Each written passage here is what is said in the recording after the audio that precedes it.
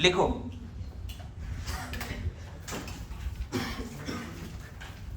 ध्यान देना।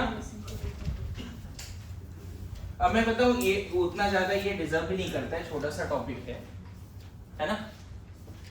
देखिए, अगर आपको याद होगा एसएन रिएक्शन, फिर से रिपीट करता हूं तो थोड़ा सा जैसा आदत है मेरा, सब्स्टिट्यूशन में हमने क्या बोला था, कितना टाइप है बच्चे सब्स्टिट्यूशन में? Free radical substitution, electrophilic substitution, EAS, AES, याद करो। एंड नेक्स्ट क्या था? Nucleophilic substitution. इसको दो पार्ट में डिवाइड किया था बच्चे मैंने, sp3 कार्बन। इसके मैकेनिज्म में एनजीपी के अभी भी सवाल नहीं कराया, एक दो सवाल करा दूंगा। SN1, SN2, SNI, एनजीपी ऐसा नहीं कि हमने यूज नहीं किया, एनजीपी यूज किया हुआ है दो तीन क्वेश्चन में, बता देता हूँ कैसा है। एक बस क्वेश्चन एनजीपी का आइडिया लग जाएगा। देखो, अगर मान लेते हैं यहाँ हेलोजन है और यहाँ ऐसा है और हमने इसको सोडियम से रिएक्शन कराया, सोडियम मेटल से, होता क्या है, सोडियम मेटल इस H+ को लेके जाता है, यहाँ नेगेटिव आ जाता है और इस नेगेटिव को दिखता है कि वहीं पे एक न्यूक्लियोफाइल भी है नेबर में। सोडियम H+ को कैसे लेके जा रहा है? अरे मतलब H2 गैस बन रहा है, इसने अपना इलेक्ट्रॉन इसको दिया तो H2 गैस बना, पॉप अप साउंड के साथ H2 गैस निकला, अल्कोहल का सोडियम से रिएक्शन H2 गैस निकला। यहाँ पे क्या आएगा? O- Na+। ध्यान देना, पहले बताओ सोडियम किससे रिएक्ट करेगा, कौन सा पार्ट है जिससे रिएक्ट करेगा वो? ऑब्वियसली इसको इलेक्ट्रॉन देगा। तो जैसे यहाँ पे O- बना, अब थोड़ा विलियमसन सोचो कि इंटरनली इस पर अटैक करके इसको निकाल देगा, इसको बोलते हैं नेबर ग्रुप पार्टिसिपेशन। ऐसा नहीं कि संडे क्वेश्चन है दिखे ही ना आपको, तो यहाँ पे पता है क्या आंसर होगा? फाइनल आंसर देखो, मैं ऐसा लिख देता हूँ, ये आंसर है फाइनल। अगर आप मैकेनिज्म का बात करोगे इस क्वेश्चन में, एनजीपी यहाँ पे होता क्या है कि थोड़ा बहुत अलग से पढ़ाने का जरूरत नहीं है, एनजीपी को 5-10 क्वेश्चन कराने का जरूरत है। ये बना पहले बताओ, जैसे ही आपने सोडियम से रिएक्शन कराया, तुरंत sodium alkoxide and half mole H2 gas, बोलो। अब ये O- को दिख रहा है भाई बगल में एक लिविंग ग्रुप भी है, इंटरनली अटैक करा के इसको निकाल देगा। This is NGP, neighbour group participation. एक न्यूक्लियोफाइल बना, वो सबसे पहले अगर उसी ऑर्गेनिक कंपाउंड में कोई लिविंग ग्रुप है तो उसको हटाएगा। Internal attack is much faster than external attack. समझ में आया? इंटरनली इसको हो जाएगा ये कांड, समझ में आया? क्लियर है? अच्छा, तो ये बताओ, ये हमने किसके किसके लिए पढ़ा? RX, ROH एंड ईथर पढ़ लिया गया? इसी अंदाज में नोट्स तैयार होना चाहिए। SN1 SN2 of RX, SN1 SN2 of alcohol, SN1 SN2 of ether। SNI बस अल्कोहल का SOCl2 के साथ एक रिएक्शन है और कुछ नहीं पढ़ना है उसमें। एनजीपी का 10-20 क्वेश्चन मिलता रहेगा फ्यूचर में, उसको अलग से पढ़ने का जरूरत नहीं है। सेम ऑर्गेनिक कंपाउंड में अगर न्यूक्लियोफिलिक पार्ट भी दिखे और लिविंग ग्रुप भी दिखे, इंटरनली जोड़ देना, इतना ध्यान में रखना। बोलो, कोई तकलीफ है तुमको? पक्का हो सकता है ये सेम क्वेश्चन दिख जाए टेस्ट में, मैं बताऊं, रहता है एनजीपी से, पढ़ाते नहीं है लेकिन दे देते हैं क्वेश्चन कि बच्चे सोच पा रहे हैं कि नहीं, साइक्लिक रिंग बना पा रहे हैं या नहीं बना पा रहे हैं, दे देते हैं। उसके बाद मैंने क्या बोला था? sp2 carbon. इसके दो हैं बच्चे, ArSN, SN2TH। इस पे बाद में बात करेंगे। ArSN का दो है, एक तो एनाइनिक मैकेनिज्म है, एक बेंजाइन, एक बेंजाइन। मैं बताऊंगा बेंजाइन क्या होता है। एक है एनाइनिक मैकेनिज्म और एक है बेंजाइन। फिर डाइडिहाइड्रोबेंजीन बताता हूँ, ये हेलोइरिन्स के रिएक्शंस हैं। ArSN किसके रिएक्शंस है? हेलोइरिन्स के। और SN2TH एसिड डेरिवेटिव के रिएक्शंस हैं। किसके? Acid derivatives. मैं फिर बोलूं, आपके नोट्स इस अंदाज में तैयार होना चाहिए। याद करो, इसमें भी 12-15 घंटे लगे थे बेंजीन रिलेटेड, फिर इसमें तो अभी टाइम लग ही रहा है, दिख रहा है 2 वीक से टाइम लग रहा है, और लेकिन ये फाइनली पार्ट खत्म हुआ है। इसको पढ़ाने से पहले मैंने न्यूक्लियोफाइल, न्यूक्लियोफिलिसिटी, लिविंग ग्रुप सब पढ़ाया, फिर चीजें चली, समझ में आ रहा है। इस अंदाज में चीजें याद करनी है। मैं ये क्यों लिखता हूँ बार बार, कि आपको पता चले मेमोरी में क्या चल रहा है दूर तक। जैसे ये वाला पार्ट भी बहुत लोगों का रिवीजन अभी बाकी है, है ना, F2Cl2Br2 कौन ज्यादा रिएक्टिव है? F2. ठीक है, मेरी बात समझ रहे हो? अच्छे से रिवाइज करो इसको। पी वाइज डोंट वरी, पढ़ाऊंगा मैं, घबराने की बात नहीं है। 100% रिस्पांसिबिलिटी मेरी है, लेकिन इन दोनों का रिस्पांसिबिलिटी अब मेरी नहीं है ना। अब उम्मीद नहीं करना, डाउट वगैरह दे सकते हैं, लेकिन पढ़ाऊंगा नहीं दोबारा। अगर लगता है ये दोनों नहीं आता, रिकॉर्डिंग देख लो, ये पूरा रिकॉर्डिंग पढ़ा हुआ है। आगे बढ़े तो अभी किस अंदाज में हम लोग कहां तक पहुंच गए हैं? ये डन, इधर आने वाले हैं। एयरेशन में आ जाए। The famous reaction of chlorobenzene haloarenes, है ना, इज एयरेशन। लेकिन पता है एनसीईआरटी का क्या लाइन है, वो पढ़ के बताता हूँ। ये हटा दो, बोर्ड क्लीन करूं? लगता है तुम्हें इसमें कुछ लिखना है? नहीं, डायरेक्ट हम किस में आ जाएं? एनजीपी वाला क्वेश्चन लिखा है, लिख लो।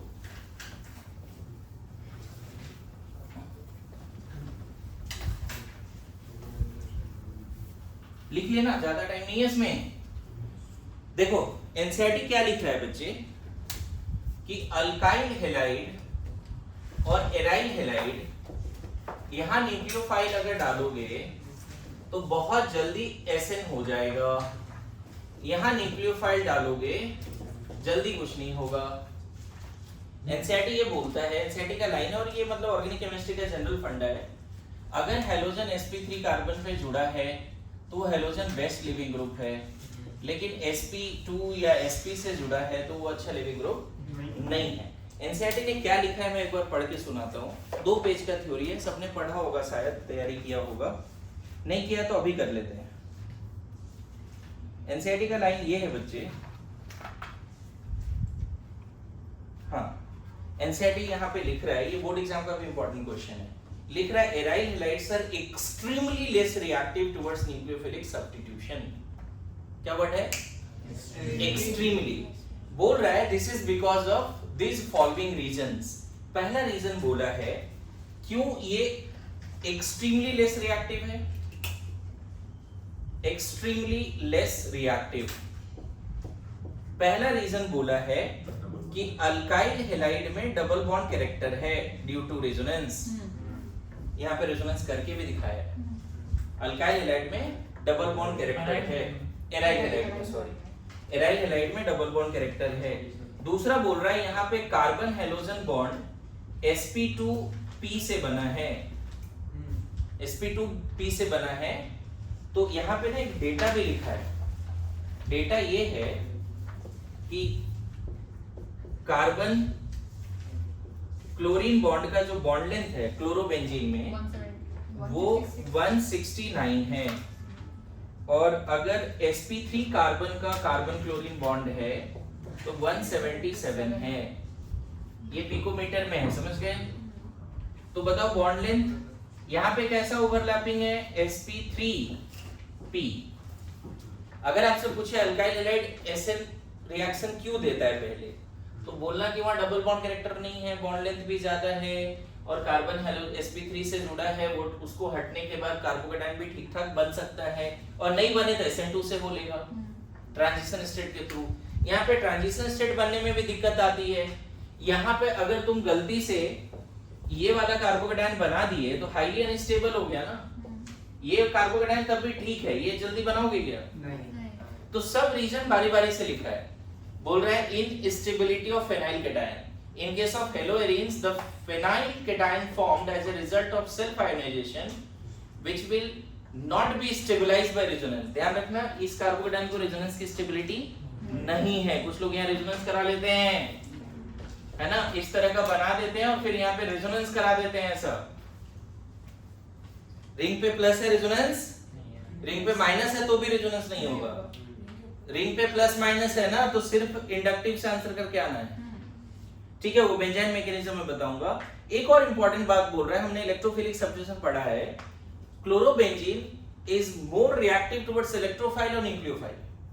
तो ऐसा बोल सकते हैं कि चूंकि यहाँ पे 6 पाई इलेक्ट्रॉन्स हैं तो ये इलेक्ट्रॉन रिच है, वीकली डीएक्टिवेटिंग है ना, तो कहीं ना कहीं क्लोरोबेंजीन इज इलेक्ट्रॉन रिच, तो उस पे पहले इलेक्ट्रोफाइल जाएगा ना कि न्यूक्लियोफाइल। लिखा है यहाँ पे because of possible repulsion it is less likely for the electron rich nucleophile to approach the electron rich arene.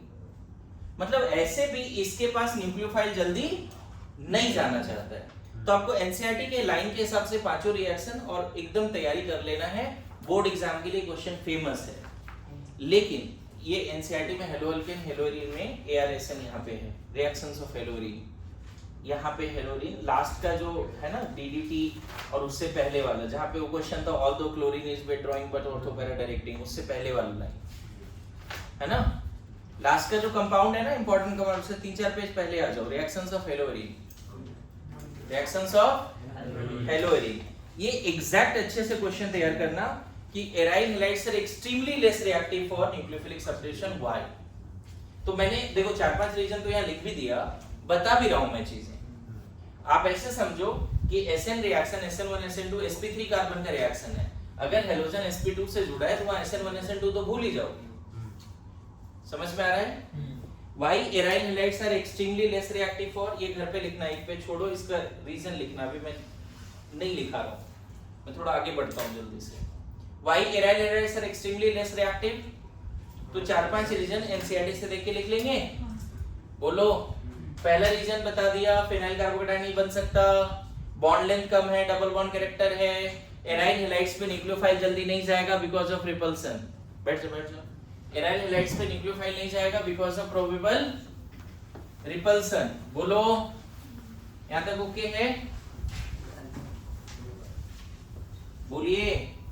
Yes sir. Okay, now you see here, एक बात यहाँ पे क्या लिखा है एनसीईआरटी, बोल रहा है कि क्लोरोबेंजीन ArSN के थ्रू NaOH, और थोड़ा टेम्परेचर देखो कितना है, 623 केल्विन एंड 300 ATM, ये पहला और लास्ट में H+ है, बन जाता है फेनॉल, बन जाता है फेनॉल, और ये पूरा है ArSN बाय एनानिक मैकेनिज्म। क्या है ये? Aromatic nucleophilic substitution by C- mechanism. मैं बताऊं, एक्सट्रीमली लेस रिएक्टिव था, इसीलिए एडवर्स कंडीशन पे रिएक्शन करा रहा है। अगर हेलोजन हटाना है बेंजीन से बच्चे, तो नॉर्मल कंडीशन में नहीं हटता। कैसे हटता है, मैकेनिज्म देखें। बोलो, देखो, सबसे पहले क्या होगा, एक्सट्रीम कंडीशन के केस में न्यूक्लियोफाइल उस कार्बन पे अटैक करेगा जहां हेलोजन जुड़ा हुआ है। बड़ा सिंपल मैकेनिज्म है, देख, डायरेक्ट उसी पे अटैक करा दे जहां पे हेलोजन जुड़ा है। एरोमेटिक से नॉन एरोमेटिक बनता हुआ दिख रहा है हमें, बताओ मैकेनिज्म देखो, समझो। न्यूक्लियोफाइल कहां अटैक किया? जिस कार्बन पे हेलोजन है वहीं अटैक किया। क्या बन गया बच्चे यहाँ पे? ClOH, यहाँ माइनस, बोलो ऐसा हुआ, इसीलिए बोलते हैं कार्बेनाइट। अब ये क्या रेजोनेंस करेगा, क्या आगे बढ़ेगा? रेजोनेंस करेगा। ध्यान रखना, इलेक्ट्रोफिलिक सब्स्टिट्यूशन में केटायन बन रहा था जो रेजोनेंस कर रहा था, यहाँ पे एनायन बन रहा है जो रेजोनेंस कर रहा है। बोलो, फिर रेजोनेंस आगे बढ़ा दें, है ना?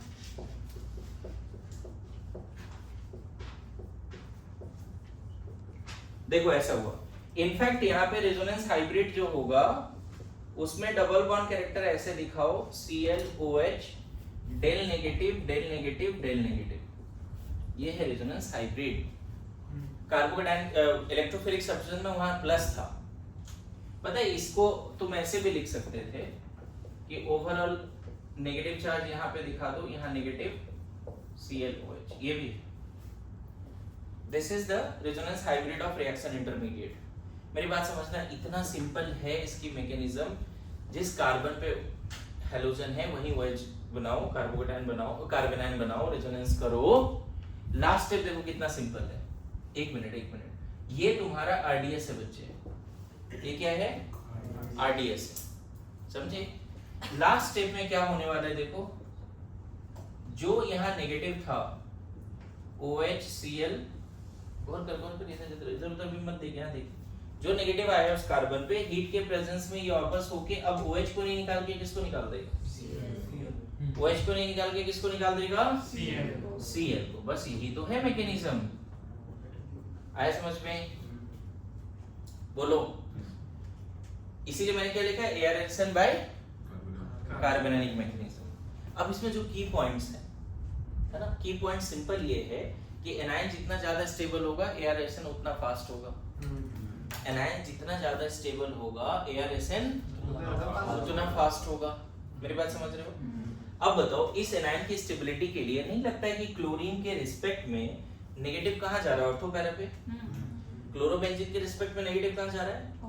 अगर इस ऑर्थो पैरा पे विड्रॉइंग ग्रुप हो जाए तो इंटरमीडिएट को स्टेबल बनाएगा, एआरएसएन और फास्ट हो जाएगा। मेरी बात आ रही समझ में? अगर इस ऑर्थो पैरा पे क्या हो जाए, इलेक्ट्रॉन विड्रॉइंग ग्रुप, तो एआरएसएन और फास्ट हो जाएगा। बोलो मेरी बात समझ? की पॉइंट क्या है? If there is minus m minus I minus h at ortho para with respect to halogen, ARSN become more and more faster। आया समझ में? हैलोजन के रिस्पेक्ट में हमें कहाँ नेगेटिव चार्ज चाहिए बच्चे? ऑर्थो पैरा पे माइनस है माइनस आई माइनस एच चाहिए।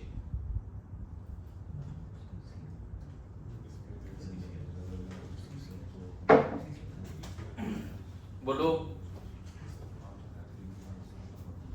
आ रहा है समझ में?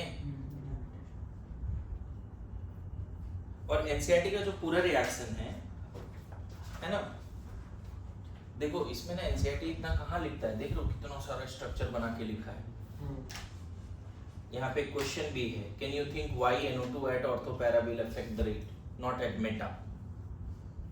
तो उसका एक्सप्लेनेशन में इतना सारा चीज लिखा है एनसीईआरटी ने। देखो एनसीईआरटी इतना सारा नहीं लिखता है, एआरएसएन से डेफिनेटली नीट में भी क्वेश्चन आने के चांस है। ऑल्दो एक्सट्रीमली लेस रिएक्टिव है, फिर भी इस पे क्वेश्चंस आने के चांस है। मेरी बात आ रही समझ में? ये पूरा स्ट्रक्चर समझना, अगर NO2 क्लोरीन के रिस्पेक्ट में ऑर्थो पैरा पे है तो इंटरमीडिएट कार्बन आयन को स्टेबल बनाता है, लेकिन अगर NO2 मेटा पे है तो इंटरमीडिएट क्लोरीन के रिस्पेक्ट में मेटा पे है तो इंटरमीडिएट कार्बन आयन को स्टेबल नहीं बनाता। माइनस आई थोड़ा बहुत लगाएगा बिल्कुल, है ना?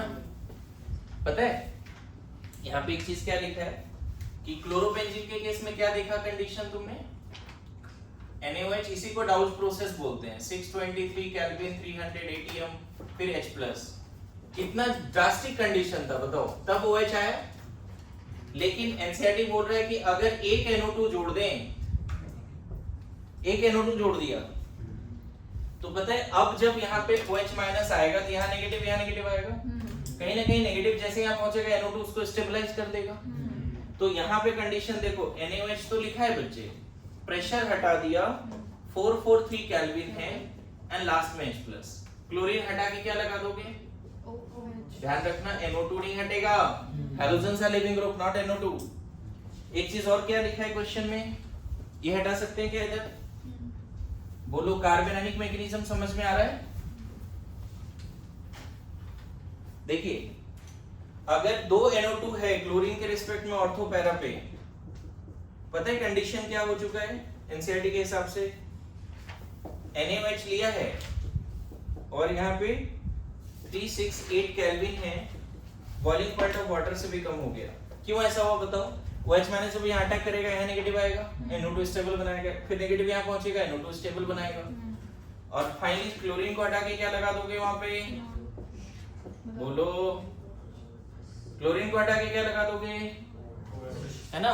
और एक चीज, अगर ऑर्थो मेटा पैरा हर जगह पे क्लोरीन आ गया, क्लोरीन बोल रहा हूं, NO2 क्या दिख रहा है यहाँ पे?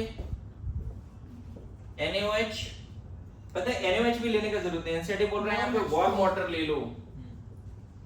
वार्म वाटर मतलब देख लो यहाँ OH माइनस आएगा, इन तीनों कार्बन पे नेगेटिव आएगा जो NO2 उसको स्टेबल बना देगा। क्लियर है? तो यहाँ OH और बाकी पिक्रिक एसिड बन गया। क्या बन गया? Picric acid. तो कभी कभी आपसे क्या पूछेगा पता है? A, B, C, D बोलेगा रेट ऑफ एआरएसएन बताओ। DCBA समझ में आया? रेट ऑफ एआरएसएन बताओ। क्वेश्चन समझे? मैं लिखने का ज्यादा टाइम नहीं देने वाला, रिकॉर्डिंग हो रही है, मैं आज ही अपलोड कर दूंगा, देख लेना एक बार। नहीं टाइम नहीं है, 2-4 क्वेश्चन और कराने हैं। आप एनसीईआरटी से देख के लिखो ना, सब कुछ एनसीईआरटी में लिखा हुआ है, मैं वहीं से लिखा रहा हूँ, ठीक है। देखो सर इसका नाम क्या था, कौन सा process? ARSN by carbonylic magnesium. अच्छा पहले वाला डाउट प्रोसेस है DOW। यहाँ पे एक क्वेश्चन पूछा जाता है बच्चे, देख यहाँ पे ध्यान दे, ClBr ऐसे कर ले, हाँ ठीक है, ClBr NO2 NaOH 1 इक्विवेलेंट, फिर H+, क्या हटेगा, क्लोरीन हटेगा या ब्रोमीन हटेगा? ब्रोमीन हटेगा। मेरी बात समझ में आया? NO2 के रिस्पेक्ट में या हैलोजन के रिस्पेक्ट में ऑर्थो पैरा चाहिए, पता है इसको अगर यहाँ अटैक कराए तो नेगेटिव यहाँ आएगा, इस कार्बन पे आएगा ही नहीं, और हम ये चाहते हैं कि इस केस में वो हैलोजन हटे ताकि कार्बोनाइल जो है इस कार्बन पे पहुंचे। ये अच्छा क्वेश्चन है, फिर से बोल रहा हूँ, वो हैलोजन हटाना जिसके रिस्पेक्ट में NO2 ऑर्थो पैरा पे है, वो हैलोजन मत हटाओ जिसके रिस्पेक्ट में हैलोजन मेटा पे है, तो ये हट गया, समझ गए? 1 इक्विवेलेंट है, दोनों नहीं हटा, क्लियर है? तो सर हम दूसरा वाला प्रोडक्ट माइनर में बोल सकते हैं वो? नहीं बोलो ही नहीं, 1 इक्विवेलेंट करके लिखा रहेगा, एक्सट्रीमली लेस रिएक्टिव है, 2 बार तो मत ही कराओ। नहीं अच्छा एक क्वेश्चन और पूछा जाता है, ARSN में सबसे ज्यादा रिएक्टिव कौन है? ARSN में सबसे ज्यादा रिएक्टिव कौन है? तो यहाँ लिविंग एबिलिटी के हिसाब से करोगे तो गड़बड़ हो जाएगी। ARSN by C minus, HCl है। यहाँ पे ऐसा है कि ये सबसे ज्यादा इलेक्ट्रॉन डेफिशिएंट है, इसीलिए नेगेटिव चार्ज यहाँ आता है। देखो फास्ट स्टेप में ये नहीं जा रहा है, सॉरी स्लो स्टेप में ये नहीं जा रहा है, फास्ट स्टेप में जा रहा है, तो यहाँ बॉन्ड एनर्जी से आंसर नहीं आएगा, लिविंग एबिलिटी से आंसर नहीं आएगा। मतलब ARSN में सबसे ज्यादा रिएक्टिव कौन है?